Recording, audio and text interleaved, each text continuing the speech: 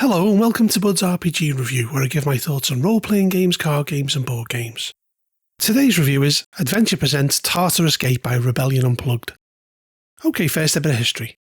Released in 2021, Adventure Presents is an anthology series of standalone RPGs that have a complete story and contain everything you need to play. All that is needed are 3d6, some pencils and a group of up to 7 people, as everything else is contained within, including character sheets, handouts, maps and rules. The estimated time to run the scenario is 3 sessions. Okay, so let's start with the scenario itself and the cover. Here we have an excellent piece by Piper, which looks very reminiscent of 2000 AD, as does all of the art throughout. On the assumption that you don't want to destroy your scenario, all of the assets are available as a free download. However, in order to show you how this works, I've taken this copy to bits to show you the various components. We have the adventure itself that is 22 pages long, a 6-page GM reference book, 3 sets of confidential documents, 4 pages on how to play, and 6 pre-gen characters in their own mini booklets.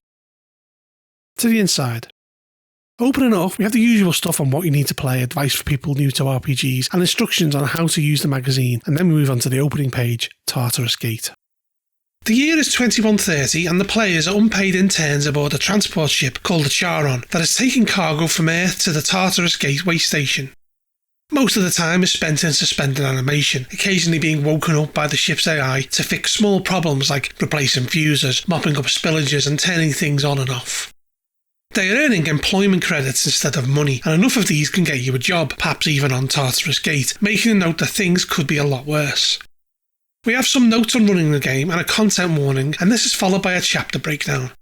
The entire scenario has been designed to run for around 3 sessions, and each session is roughly detailed.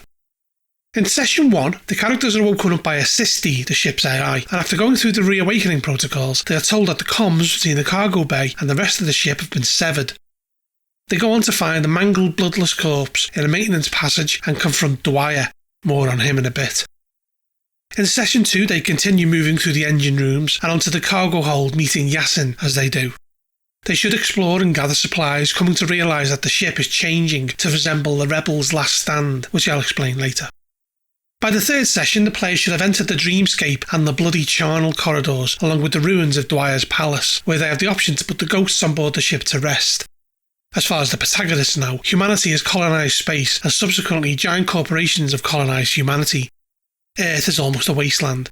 Tartarus Gate is a new space station on the edge of known space run by the Obol Corporation. What they don't know is that Obol have made themselves judges of humanity, viewing them as morally bankrupt and that they need to feel the fear of God.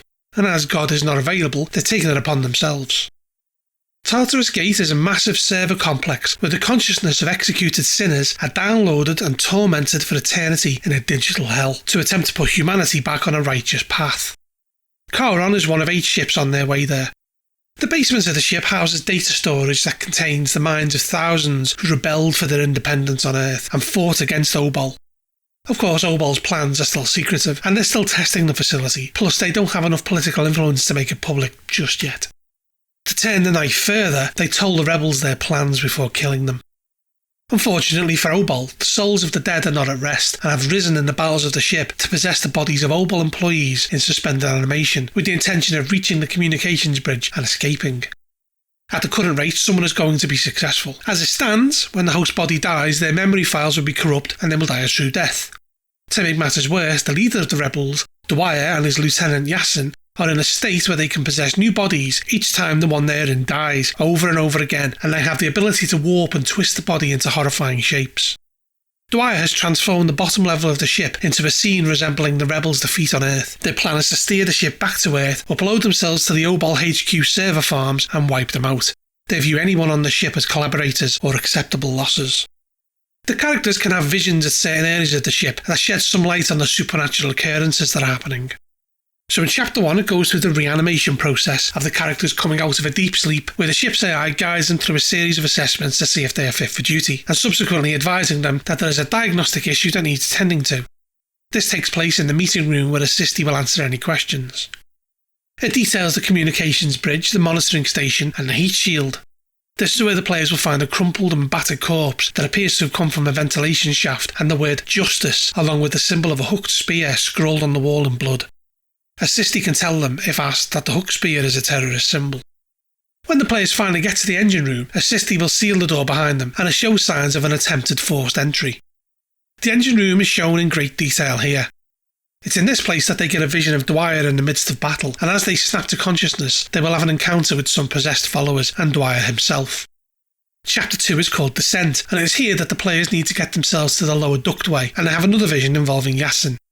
It details the upper and lower ductways and goes on then to the cargo hold, where they can have an encounter with Yasin fighting for possession of a crew member called Karimov. It details cold storage, the place where the Tartarus Gate employees are kept in suspended animation, and a number of broken glass cylinders can be found that used to hold people, and then it goes on to the hydroponics. Chapter 3 is Rebellion.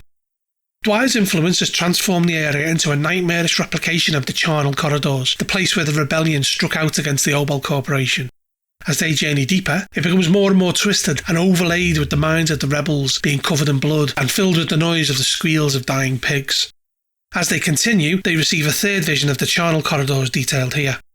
This will eventually lead to the throne room and the audience chamber, where a glitched and stuttering version of Dwyer can be seen ordering executions as a terrified crowd looks up on him from below. There's every chance that the characters could join Dwyer's cause here, which gives them some bonuses, and I mean, it's not like Obol have any moral high ground to stand on. Just off the throne room is the chapel. This contains the cylinders that contain the bodies that Dwyer has possessed. The only way to stop Dwyer possessing them on death is to kill the employees.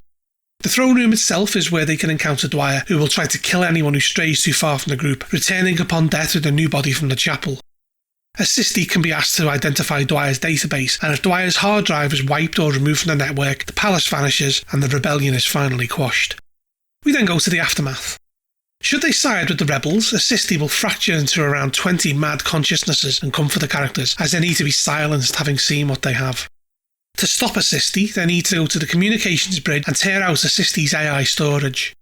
From that point, it's a 20-year journey back to Earth with no suspended animation or 8 months to the nearest friendly colony.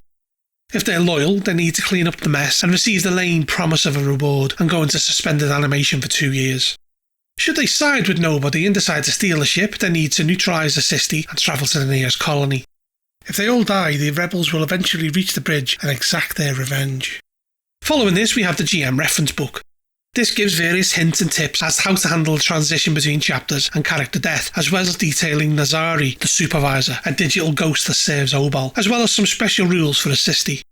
We have some random employees that they could meet, and then it talks about digital ghosts and stats out Dwyer, Yasin, and a crowd of followers, followed by a map of the area. The confidential documents are some maps of the ship, and each of the characters have a 2-page pamphlet which gives them a theme such as the scavenger or the veteran. Finally, we have a how to play section. It gives some notes on preparation, the usual X-card based stuff, and then goes on to discuss the rules. All characters have 4 abilities: toughness, agility, smarts and wits. For smarts and wits, think intelligence and wisdom.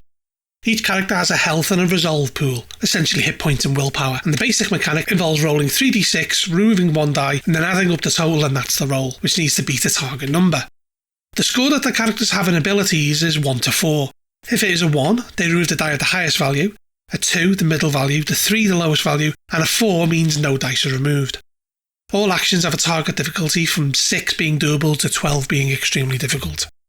There are various other mechanics for giving support, pushing resolve, gaining resolve, and even a last stand mechanic. The last page covers conflict, where it outlines combat rounds, serious danger and movements, as well as characters refreshing at the end of each chapter. Tartarus Gate seems to be aimed at new players, however, if I'm honest, I don't think it's well suited. As a standalone scenario, it's pretty decent, and it has to be said the art and design is really well done throughout. I did struggle getting through it at times due to the layout being geared towards the scenario being taken to bits, and if I'm honest, it was much easier to read and far easier to get my head around once I'd done this. The story itself is a tad predictable and has echoes of the Black Mirror TV series at times, but it is well presented.